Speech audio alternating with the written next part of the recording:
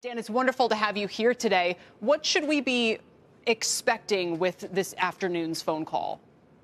Well, I think that Putin wants to put his objectives on the table. And of course, it's a predecessor to 3 meetings that are going to take place, 3 negotiations in January. But it's still a very, it's basically still described as a crisis situation. And I was just preparing for this. I was rereading Vladimir Putin's essay on the historical unity of Russians and Ukrainians, in which he talks about how Ukraine is being used as a springboard against Russia. So this has been an obsession with him about wanting Ukraine not to go into a Western orbit, but to stay in his orbit.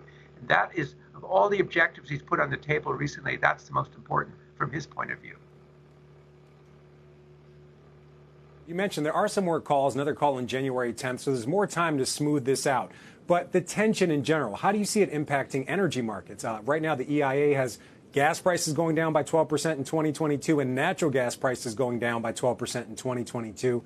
Could tension on this call change that in the near term? Well, I don't think the specific phone call will, but there's an underlying tension there, both about natural gas and the question of what Russia does and doesn't supply to Europe, how cold the winter is. Obviously, as just reported, you have the U.S. LNG going to Russia.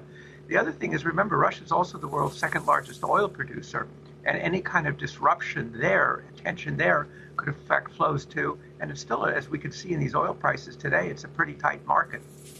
Dan, it's Kelly again. How should we think about the relationship between energy and the geopolitics of Russia's move on Ukraine? Are they related? And if so, what's the cause and effect, or what relationship would you describe? Well, I think anytime you're talking about Russia, Ukraine, and Europe and natural gas, they're all tied together.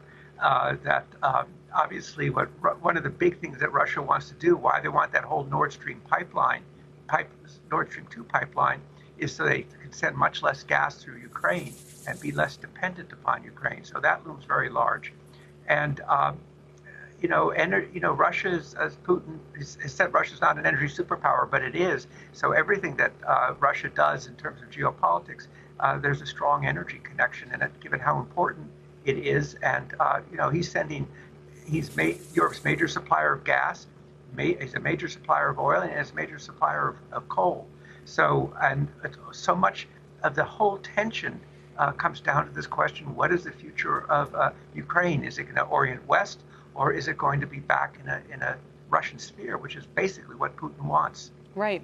So if Russia were to make a move on Ukraine, I would have to imagine Germany would back off of the Nord Stream 2 project, or is it simply too late? Is there just no way? It seems unfathomable to me that Russia could make some kind of aggressive move on Ukraine and Germany and Europe would still move ahead with Nord Stream 2. Yeah, I think especially now. I mean, Nord Stream 2 pipeline is finished. The $11 billion has been spent. It's actually, I think, filled with gas right now. Wow. But the Germans are holding it up on regulatory grounds. And you have a new government in Germany, which is more anti-Russian. And I think has made clear that if there are other problems, with Ukraine, that one of the consequences was that pipeline will not operate. Then the question is what consequences happen after that. But it's one of the things there, and the Russians, it's very tied in with all of this and the question of the role of Russian gas in Europe. Shepard Smith here. Thanks for watching CNBC on YouTube.